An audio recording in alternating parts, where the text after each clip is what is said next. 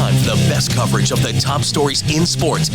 The Sports Wrap with Jason Page starts now. Oh, indeed it is, and great to have you with us on this Thursday edition of the show. A lot to do over the next 60 minutes. It's a Thursday on Sports Wrap, which can only mean one thing. David Aardsma will be here, ladies and gentlemen. Former big league reliever and closer. Get his thoughts on... I got to ask him about how we introduce him. Reliever, closer, I don't know. David Aardsma will join us, though. Get some thoughts with him around baseball. He joined us Tuesday. He gave us a bonus on Tuesday with Sam being out on Monday and Tuesday this week. So we'll get into some baseball with him. A whole bunch to get to from the National Football League. An interesting matchup between the 49ers and Cardinals and some storylines emerging from that matchup that we'll talk about as well. We start things out in the NFL. Sam Yarnell is here. Thursday Night Football. We know he'll be plugged in for this one. Bills and the Dolphins. Dolphins, last time I checked, 11.5-point dogs on the road in Buffalo, and 11.5 might be generous. I mean, if there's a game, look, if your season is basically on the line in week 3 if you're Miami. I mean, think about that for a second, Sam. Their season is essentially at stake with this game tonight in Buffalo, and there's a damn good chance that Mike McDaniel's job... I keep saying McDaniels. It's so easy to add an S. It just feels like a verbal typo to say McDaniel. Mike McDaniel. Wait, but you said it right there because it's Mike McDaniel's job. You said it right. Okay, fine. Mike McDaniel's job is at risk. And we had Chris Perkins on the show yesterday. I was going to play it and then I forgot. But Chris Perkins was on the show on Tuesday. It's all right. Nobody cares. Chris Perkins of the Sun Sentinel, their fantastic Dolphins columnist, was on the show. If you want to see what he said, go to the YouTube channel, Sports Wrap with Jason Page YouTube channel. We have a Sports Wrap short there where you can see where he basically said this all sets up for Mike McDaniel being fired. If they get blitzed tonight, if they lose, 31-14, which is extremely possible, even 31-17. You get a garbage touchdown late from Miami to make it 31-17. He could see with the 11-day break in between this game and the next, that Mike McDaniel is out of a job. Will this be the last time we see Mike McDaniel on a sideline for the Dolphins, Sam Yarnell? I think that obviously, the Sun Sentinel for years has done great coverage of the Miami Dolphins, and I think that they are, one of the premier outlets down there, and it's a great take. It is. Mike, think about how everything has gone wrong in the last 10 months for this football team. And I know, there's a Tua injury sprinkled in there and a revamping of the offense mixed in as well. And then you add a touch of Jonnu Smith being the number one option in an offense that had Tyreek Hill for like 6 weeks of a season.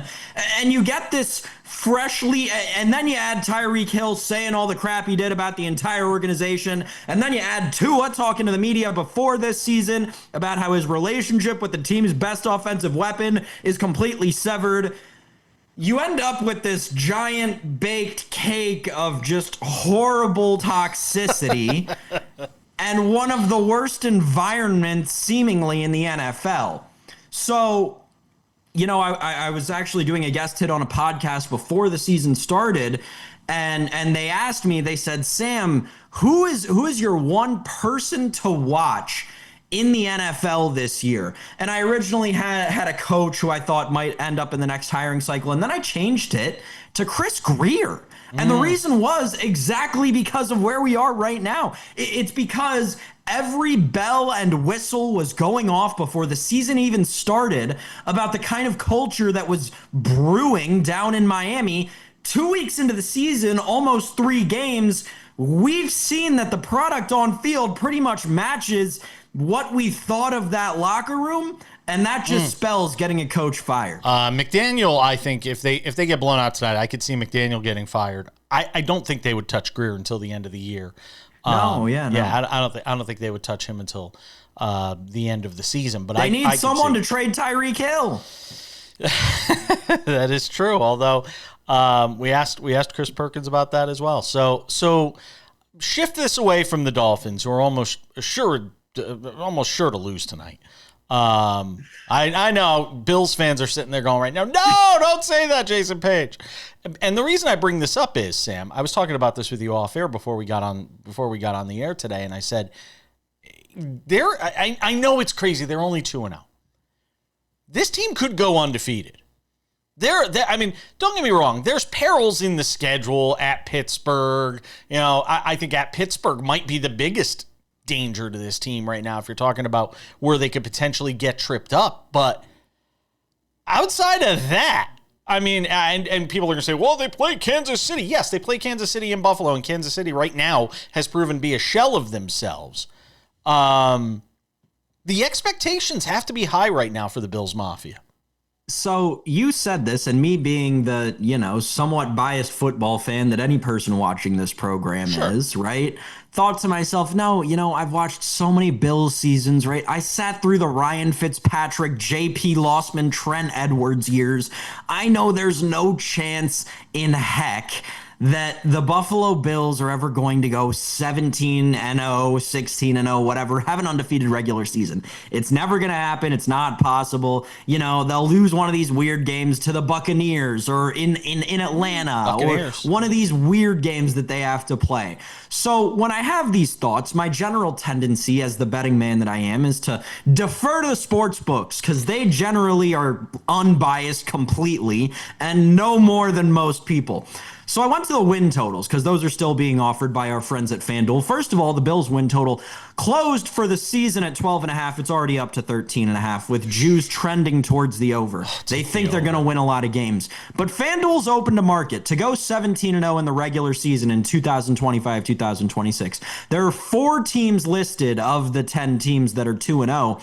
The San Francisco 49ers are 130-1 to do so. The Philadelphia Eagles are 75-1 to do so. The Green Bay Packers are 50-1 plus 5,000 to do so. The Buffalo Bills are 15-1 plus 1,500. Jason, I don't want to believe it as a Bills fan, but the book is telling you right now, if there's ever a team that's going to go 17-0, it might just be the Buffalo Bills this year, the way everything shook out. Wow. Packers at 50 is surprisingly high. Considering how dominant they've looked the first 2 games, that number seems off. It's because of that division. It's because of that division. That division includes the Bears. I mean, my God. And we saw what they did to the Lions in week 1. I mean, I don't know. That's kind of... I'm surprised the number... I'm not saying it should be as low as the Bills, but I'm surprised it's not lower. Something to ponder. David Aardsma talks baseball next. Welcome back to this Thursday edition of Sports Wrap. There's more football to come later in the show, don't worry. But it's Thursday. You know what Thursday means on this show. If you've been watching long enough by now, you know what Thursday means on this show. It means this guy. The DA53. That doesn't stand for District Attorney. That is David Aardsma, former big league reliever and closer, hangs out with us on the show. Does it make sense for me to say big league reliever and closer? Should I just say former big league reliever? Can we suss this out? Can we just sort of filter this out right now here on the air? It's always weird when they're former. It's like, well, yeah, look at me. It's a gray. Of course it's former. Well, former, gray doesn't mean former. Some people gray prematurely. Brother, former isn't the part he was asking about either. That was not the part that was up for debate. Fair enough. All right. We're just going to say former reliever from now on. Because I don't know why it's almost redundant to say former reliever. 6 of one, half a dozen of the other, but I like it for conciseness. Yeah, let people know, like, that's all it was. It was a failed starter. See, that's what we should do. Failed starter, David Aardsma, because long before I met you, I have always said, what are relievers? They're failed starters. Absolutely. I mean, one of the greatest pitchers of all time was a failed starter in Mariano Rivera, but still, failed starters nonetheless. Speaking of failed starters, see, where do I go from there? Give me one. quick, Yarnell. Give me a failed starter that we need to talk about. Is there somebody? Oof. No? Failed starter. Kumar Rocker's the more recent one, who I think is going to end up a reliever, but that may be a little too spicy of a take for right now. That's a little early take. That's a little bit of an early take. I don't mind it though. Okay, fair enough. So we've got all these, pennant races and wild card chases going on. I didn't have anything in particular that I was like dying to ask you today, believe it or not. I'm just sitting here talking about baseball. By the way, Trent Grisham's going to get paid a hefty sum of money in this offseason, David Aardsma. I mean, you want to talk about a guy that has completely transformed everything we thought about him going into his time with the Yankees. I don't think the Yankees will be able to keep him based on what he's probably going to be asking for in this offseason. But just a moment on Trent Grisham. Hit 2 more home runs last night. What's he got, 32 on? Trent Grisham's got 32 home runs. This is Brady Anderson stupid. 33. 33. 33. Sorry. My bad. But anytime you're leading off of the Yankee Stadium, you're going to hit home runs. But not that many. I mean, he's hitting he hit 2 of them last night in Minnesota. I mean, sorry. Go.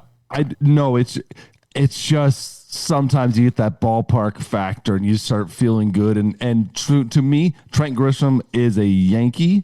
Don't go signing him, expecting him to go drop 33 home runs for you down in San Diego or wherever, because track record. It's just track record. It's a matter of sometimes you hit the right place at the right time. Do not expect Trent Grisham to be 33 and just dropping bombs left and right for you. If he's able to do that, incredible. But somebody's going to go out there and sign him expecting this. And you're going to see a regression back to the mean. The Giants are going to put him at Oracle Park, and he's going to hit like 13 home runs next year. He's 2 home runs and a bunch of gap shots for doubles. I agree. Yankees win, by the way, last night. And the Yankees are, listen, I said this to Sam yesterday. The Yankees aren't not in first place in the AL East because they're playing poorly. They're not in first place in the AL East because the Blue Jays have just been that good.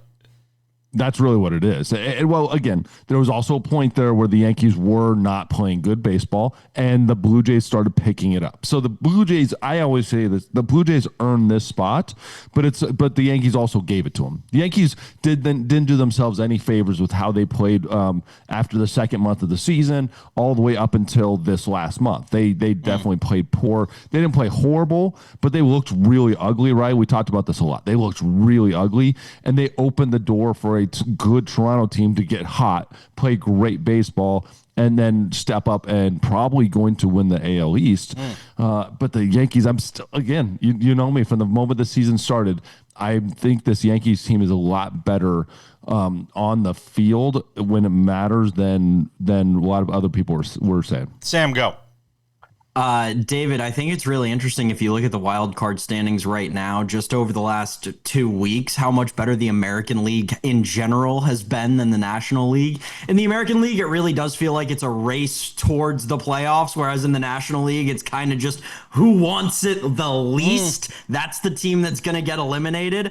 I'm curious because, you've been on the Mets in late season situations, and this is a team that continues to struggle. They're 2-8 in their last 10 games. It's like the bad dream that just won't end. Their wild card lead has shrunk to a game and a half. What are you seeing out of this Queens baseball team? They lose again last night in San Diego. Is there anything they can do to try and salvage this season at this point? Win, baby, just win. If they can figure out how to go out there and just get pissed off, they're playing like they're just expected to make the playoffs and they're going to be just fine. At some point, just start getting pissed. Get angry out there. Get angry. Hit some people on the mound. Go do some things that are a little unconventional and let people know that you actually care about baseball. This is a good team. They've got the guys. 1 through 26 are right there with the very, very best in baseball. It's just when you sat back and sat on Soto and just expected him to keep carrying you along with the way he was playing baseball, and then that's what you're seeing is you saw Soto step back a little bit, and then all of a sudden you're like, oh man, this team sucks again. Well, it was really Soto carrying it along and a decent bullpen, but the rotation's done nothing lately. The bullpen's done absolutely nothing, and the 1 through 9's done nothing. So where are you expecting this team to go? So to me, if I'm a manager, I'm telling the starting pitcher, I'm telling somebody, like, let's do something different and just like act like it matters. That's what I want to see out of this team. Act like it matters. I'll still take Cody Bellinger myself. The way he's played this year over Soto. Sorry. Just putting that out there. Just throwing that into the universe and sort of I would have liked happens. to heard that from you about 2 months ago. Nah, you weren't going to hear that 2 months ago. I was still in mourning. Diamondbacks, Reds, Giants, by the way, all two back of the Mets in that wild card race for that final spot. I'd love to see San Francisco get in personally. I think it's always fun when the Giants are in the playoffs, especially when imagine the Giants, Padres, and Dodgers all in the playoffs. I mean, sign me up, California dreaming. I mean, imagine too. I mean, Arizona right there too. All the West teams basically are all fighting for it. We know the Diamondbacks of those three teams are not as good of a team. We know they're not as good. They lost a couple of their best players. Mets, I still see this Mets team as somehow pulling it off. We got to ask you something about the Dodgers situation because they made some news yesterday on the Shohei Ohtani front in terms of how they may use him in the postseason. So we're surely going to get to that coming up in a couple of minutes with David Aardsma. Failed starter hangs out with us on Sports Wrap. Don't go anywhere.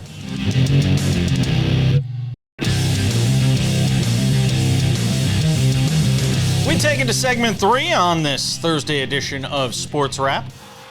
David Aardsma, former big league reliever, hangs out with us on the show. Man, the Yankees could use you, by the way. We need some help in the bullpen. My God. I don't know if they want me. I don't know. I think you could probably. I think you could still get some. I think you could still get some guys out. Just a hunch. I think you could still get some guys out. Certainly better than their bullpen. They were up 10-1 the other night and won 10-9. That's bad. That's bad. It is a circus in that bullpen right now, and they're too good. They're too good of pitchers to be able to pitching like that. Come on, Sam. I know you have a question, but I want to ask something real quick. When it comes to a team like the Yankees, if your bullpen is that bad, do they perhaps go away from the model that we often see in the postseason, where the moment there's a little bit of trouble with a starting pitcher, the bullpen's up, and we're throwing somebody else in there and making it more of a bullpen game? Do you think if you're Aaron Boone, you have to change your mindset from that if you've got a Rodon on the mound and he's pitching well and he runs into you got to let these guys get through it because you can't count on what's in that bullpen? There's two things going on here. The answer to that is yes. You have to adjust to your team and play the way your team style is, right? They're not going to all of a sudden be bunt 'em, like steal guys and then all of a sudden get a base hit for a couple runs. They're going to hit home runs and they're going to live and die on that. But they also are, it's Aaron Boone. He's going to do the thing that you're not expecting him to do, which is just keep throwing those relievers out there and run them out. So that's my issue with it. Is it's no matter how many times you say this is not stop doing this, he's going to keep doing it. Go ahead, Sam. DA for the first time, in like maybe a year and a half, maybe even longer than that. The Los Angeles Dodgers are not the favorites to win the World Series right now. The Philadelphia Phillies are currently the betting favorites to win the World Series. What say you? Are you all in on the Dodgers, or do the books know something? Is this the Phillies' year in your mind? So I'm still a Dodger guy. I've said it from day one. They're the best team on paper. They were the best team I had seen put together ever. They didn't play like it. But I also said they weren't going to win the 110 games that everybody predicted, and they're just going to run through everything because also their competition is really good in the West, better than any other division in baseball, and they're going to be playing tougher games the whole time.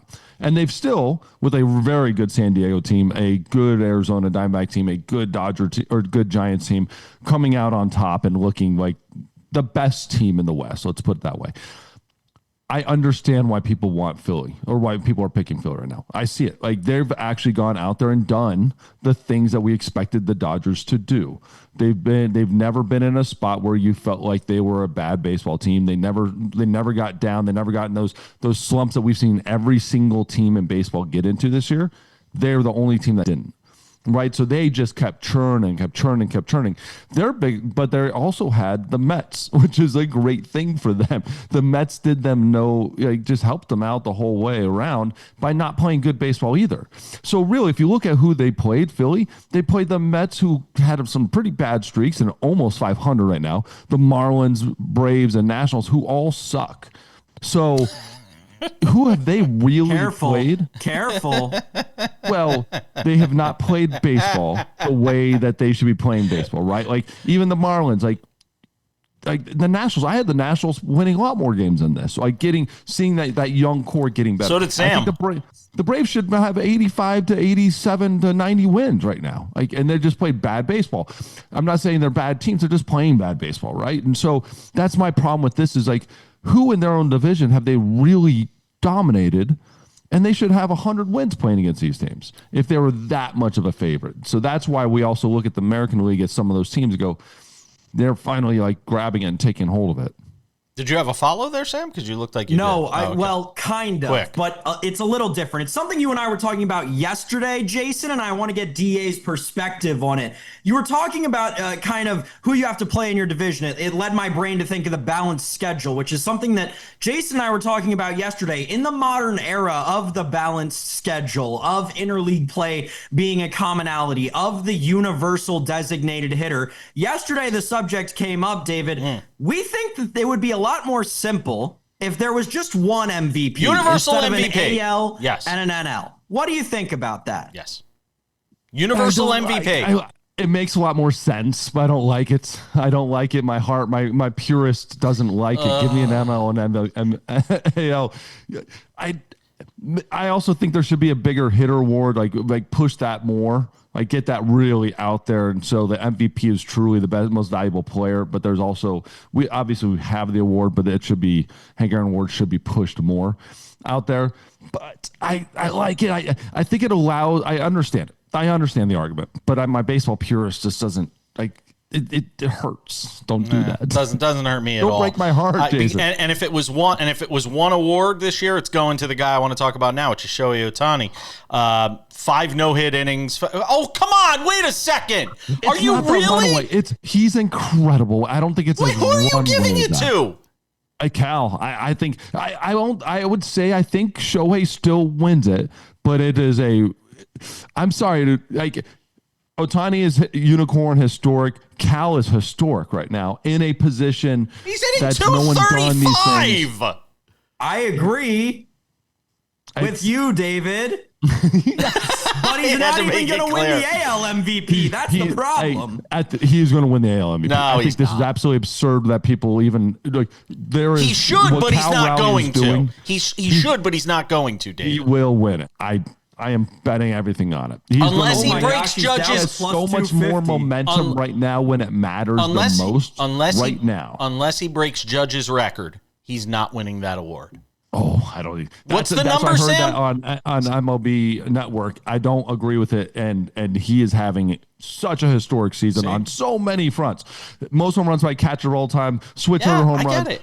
It's everything. I know, and the team's going to win the division potentially too. Sam, real quick, what were you going to say? Jason, on the odds? He knows something we don't. Overnight, the number that you and I were talking about being was a 900. minus 900 favorite for Aaron Judge has dropped to minus 350. Cal Raleigh is down to plus 250 to win this award. And Judge just had 3 hits last night, and the number went down?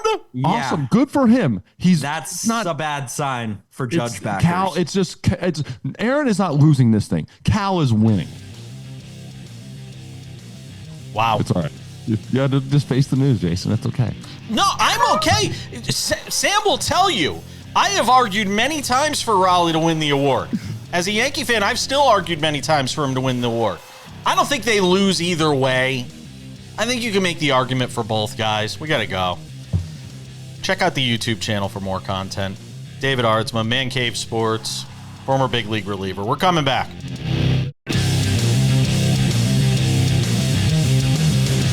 Sports Wrap rolls on this Thursday. Thanks to David Aardsma for hanging out with us. He's such a good sport. He really is. Coming up in 10 minutes, why I predict this will be the last year for the Tush Push. and some interesting comments coming out of the Kelce camp that will sort of aid my argument in that. Sam Yarnell, one of the more interesting matchups in this week is the Cardinals-Niners matchup. Both teams 2-0, off to good starts, and doing it in sort of different ways. Obviously, the Niners without Brock Purdy, although there is talk potentially that he could make it back for this game this week, Sam. I think that's smoke. I don't think there's any way he's starting this week. If he is indeed your franchise quarterback, Sam, if he is indeed your franchise quarterback, there is no way you are rushing him back onto the field in week 3 when you're 2-0. Even if it means you potentially lose this game. And I know it's a divisional matchup. I don't think you risk it unless you're so confident that even if he does get hurt, hey, we have Mac Jones here, if you want to play conspiracy theory guy. But there are a lot of people calling for this idea of Mac Jones becoming the starting quarterback in San Francisco, Santa Clara, with the Niners right now, Sam. It's a very interesting dynamic at play there. Yeah. You said the 49ers rushing Brock Purdy back. Mm-hmm. And again, maybe this is, sports tinfoil hat me. Call me crazy. I think Brock Purdy might be rushing Brock Purdy back here. After seeing what Mac Jones did in this offense last week and knowing that Mac Jones is 1/8, 1/10 as expensive as Brock Purdy is, yeah, if I'm Brock Purdy, I'm sweating. I'm about to get Wally pipped by the guy that my coach openly said he wanted to draft during that year's draft class. I am nervous if I am Brock Purdy.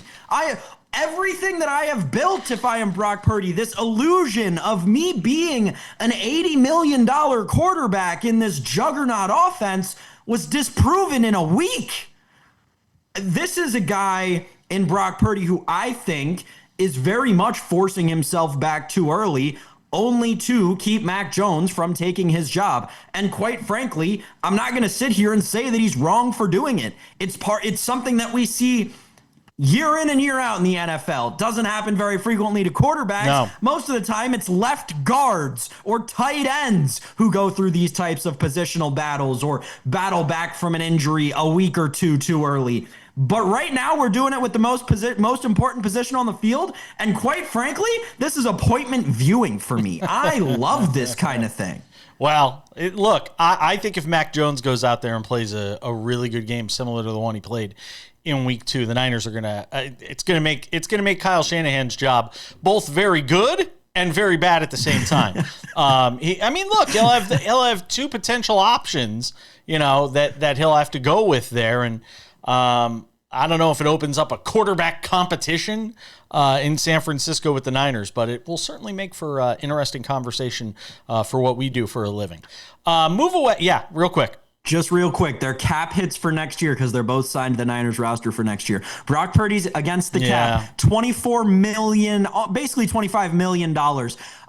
Mac Jones against the cap, $4 million. You can do a lot of things with all that money. You can add a lot of pieces, and the Niners love to be the sum of the total parts. So, that certainly helps in that regard. The Cardinals are also 2-0, Sam, and even though they didn't look great in the win against Carolina, they are, a team that's got a couple of wins here on the season. And, Kyler Murray's obviously a big piece of what they're doing there, and he was in the news for the wrong reasons this week. Kyler Murray deciding to put up some pictures on the gram, as the kids like to call it. And the pictures, they didn't go over very well. There they are. Now, if you look closely, you'll see a pit bull. Very cute pit bull, by the way, in the pictures. By the way, I hate people that dock the ears of pit bulls. It's really one of the cruelest things you could do to an animal. But that notwithstanding, what is being worn by one Kyler Murray in this picture? You're looking at it, you say, no, it's a jersey number 7. That is Michael Vick's Virginia Tech number 7 that he is wearing on his chest. And there are pictures where you could see it from the back as well, but we didn't provide those for the sake of this conversation. At the very least, it was tone deaf. I am actually one of the people, though, that when I initially saw this a couple of days ago, before it became an issue to the point where Kyler Murray had to apologize for it, I actually didn't have as big a problem with it as maybe some people did. And I say that as a dog lover, an advocate for adoption, all of that stuff. I didn't actually, there was a part of me that wondered if he actually knew what he was doing when he did it. And then the more I got to thinking about it, Sam, I said, he had to know what he was doing when he did it. And it becomes a question. And again, if there's any place in this on a team, in any sport, where you want maturity and you want signs of maturity out of a certain player at a certain position, the quarterback position is one of those. So at the very least, if you're the Cardinals and you see this, you have to be questioning to yourself, what is going on inside this kid's head from a maturity standpoint that he thought this was a good idea? Yeah. Like, sure, maybe that's going through the minds of some of the people in the front office, but like, if it is, this just, and don't get me wrong, I'm all for the let's keep the athletes who have big platforms in line. Like, they have to stay to an extent and understand the gravity of everything they say and do. This feels like a hair of a reach. Just a hair to me. Sam, it's the franchise. Keep in mind, this is the franchise that basically leaked it out to the media that they were putting a clause in the guy's contract that he couldn't play video games during the season because they thought he was distracted by that and not focusing enough on game film. So, would it really surprise me if the organization was pissed off to see this picture? No. There is more to get to. We'll get to it next. We'll wrap it up with some odds and ends 10 minutes from now. Everything we ran out of time to get to in the show. Boy, the Golden State Minnesota Game 2 last night was as good as it gets in the WNBA. Talk about that in odds and ends. You got 3 of the 4 opening round series in the WNBA, by the way, that are going to go to a deciding Game 3, which is pretty good for them as well. All right, Sam Yarnell, some more NFL. Will 2025 be the final year of the Tush Push, Sam Yarnell? I say it will. Because I look, it's week 2.5. I mean, we're at the start of week 3 tonight. And you've already got people that are having conversations about the Tush Push and frustration with it and whether, false starts are taking place now. I continue to keep hearing players say that it is a physically crushing play. Offensive linemen and things like that, talking about being a physically crushing play, even though the NFL will tell you, there's no issues as far as player safety is concerned. I predict, given the fact they fell short by 1 vote during the competition committee meetings, I think they missed by 1 vote on getting this thing passed and banning the Tush Push. This will be the last year of the Tush Push. Further evidence of the scrutiny it is coming from the New Heights podcast, Jason and Travis Kelce on their podcast, and I believe this was yesterday it was released. If I'm wrong, maybe it was the day before. But here is Jason Kelce talking with his brother about the Tush Push and the aspect of the false starts that people think need to start being called. Cue it up, Maestro. I get that there's like a hair of a second early on some of these. Some of them are legitimate false starts. Some of them I feel like fall well within the parameters of any other short yardage play. And this is the other thing. The false start thing, that thing is going to happen whether it's a tush push or a regular quarterback sneak. Guards are going to be trying to tie him at the snap. Good guards on short yardage runs are going to be trying to tie him at the snap. Like that's how, if you're late, you're going to be screwed. So it's not like they're trying to false start. Sam Yarnell, will this be the final year of the Tush Push? Yeah, so it's a take that's really gained steam over the last 48, 72 hours, ever since the Sunday night game or Sunday afternoon game against Kansas City. And, we talked about it on the show yesterday. You had all these videos that people are putting out there, and then the NFL goes and DMCAs them. It's very weird. Very, very weird behavior. The reason I agree with you and I think that this time we actually will see the banning of the Tush Push is because how the narrative has changed. Up until this week, the entire narrative around why everybody had to ban the Tush Push was player safety and it's hurting guys, which whether or not it is, the NFL, I'm sorry if this really bursts your bubble out there, The NFL doesn't care. They really don't. The NFL considers players more replaceable than any major sports league out there, especially linemen and like non-skill position players. I don't want to say not important because I'd argue that they're more important, but that's neither here nor there. The reason that it is going to get banned this time is because the new narrative is that it's impossible to officiate. And what is one of my, flagpole arguments on this show, it is that umpire and referee associations, right? The NFLRA, the MLB, UA, they are the most powerful unions in sports. You can tell me everything you want about the NFLPA, which is still in shambles after Pablo Torre found out over a month and a half ago at this point. But the NFL UA or the NFLRA is the real body that's going to move this and the real reason that we're going to get the Tush Push banned. As soon as any referee said that it's becoming harder and harder to officiate, yeah, that's the end of that. We're not going to mess with that if we're sitting in our cushy Fifth Avenue offices talking about what we need to do to change the league. It's not that big of a deal. The Eagles don't look that great this year anyway. I honestly wouldn't be surprised if there's some rule change made mid-season this year. I'd be shocked if they did something mid-season. But that being said, there's another aspect to this that you just brought up. And I think it's another reason why this play has to be banned.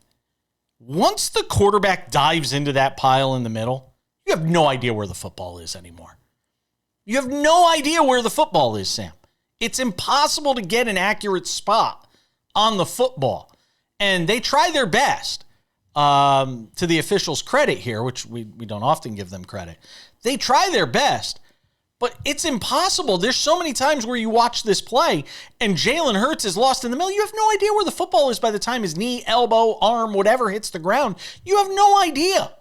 So to sit there and say it's player safety, it's the false starts that take place, as you heard Jason Kelce allude to, and then you have the issue of not really knowing where the football is in relation to the down marker, the first down line. You add it all up to me, and I just don't see how it's a tenable situation for the NFL to continue doing it. If they stopped it in the middle of the season, that would be remarkable, though. Is there a precedent? Is there even a precedent for that? For them changing a rule? Micro rule changes? Yeah, we've seen it in the past. This isn't micro, though. I mean, it's a huge part of what the Super Bowl champions do in their offense.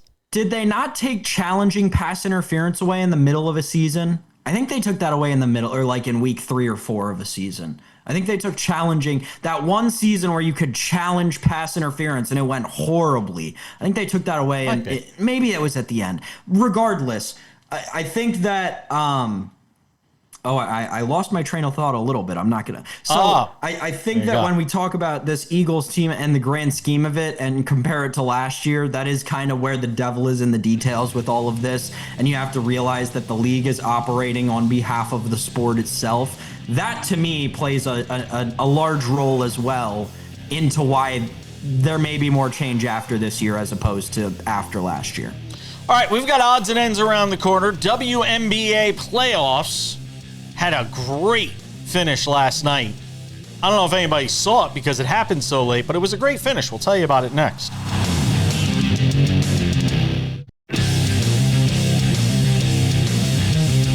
All right, just about time to say goodbye for this Thursday. Don't forget tomorrow's show.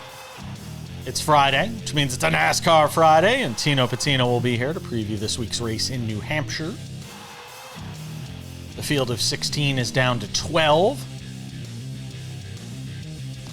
for NASCAR's Cup Championship. We'll also be joined by Robert Lital, our friend from Black Sports Online. We'll stop by the show as well. Before we get you all set up with odds and ends, a couple of reminders. If you have not done so yet, make sure to check out the Sports Wrap with Jason Page podcast. The audio version of this show available Monday through Friday on all your favorite podcasting platforms: Spotify, Apple Podcasts, YouTube Podcasts, iHeartRadio, TuneIn, Odyssey, Amazon. Anywhere you get a podcast, you can listen to this show. In addition to that, you could also watch the show on Spotify, and you could watch this show in addition to over 275, 280 affiliates around the U.S. The number changes every day. You could also watch this show over on our YouTube channel, the Sports Wrap with Jason Page YouTube channel, which is available wherever you get YouTube. You can watch it on your TV, your computer, your phone, wherever. The Sports Wrap with Jason Page YouTube channel, Sports Wrap Shorts are there, where you can watch clips from the show, sometimes clips not from the show. We had an extended conversation today with David Aardsma. You saw most of it, but you didn't see all of it. You know where you'll get the rest of it? The Sports Wrap with Jason Page YouTube channel. And without any further delay, ladies and gentlemen, time for some odds and ends. Odds and ends, Sam Yarnell. The WNBA playoffs continue to deliver. I know the game with the Liberty and Mercury last night wasn't the greatest game, with the Mercury getting a blowout win in New York. By the way, the Liberty shot their worst from the field the entire season, and they picked a playoff game to do it. The New York Liberty last night had one player in double figures in a playoff game. Go figure that out. They had one player, and it was Emma Messiman off the bench, who had 11 points. For those wondering, Breanna Stewart did play. She played 20 minutes, 6 points, 2 rebounds, 2 assists for her. But Phoenix forces a Game 3 back in Phoenix. Both of these teams, by the way, 27-17 on the year, including the playoffs after this game. So tells you how evenly matched this series is. Who wins Game 3, Sam Yarnell? New York. Breanna Stewart will get right. I mean, this is just, you see this in basketball, right? It's just an off night. They didn't have a good night. I don't know. Maybe they got ahead of their skis or something. Obviously, I don't think it's going to be a 16-point affair. But yeah, no. I think on Friday night, give me the Dogs. Give me the Liberty. You know what's crazy, by the way? Looking at the WNBA odds to win the championship, Atlanta right now has the third best odds. The Liberty are fourth. Right. Minnesota is first at minus 155. The Aces at plus 310. Then it's the Dream at plus 1100. The Dream, who've never won anything in the WNBA. And then the Liberty at 13-1. Atlanta's got to worry about a Game 3 against the Indiana Fever. So we'll see what happens there. Game of the night, though. Maybe the game of the night in sports last night.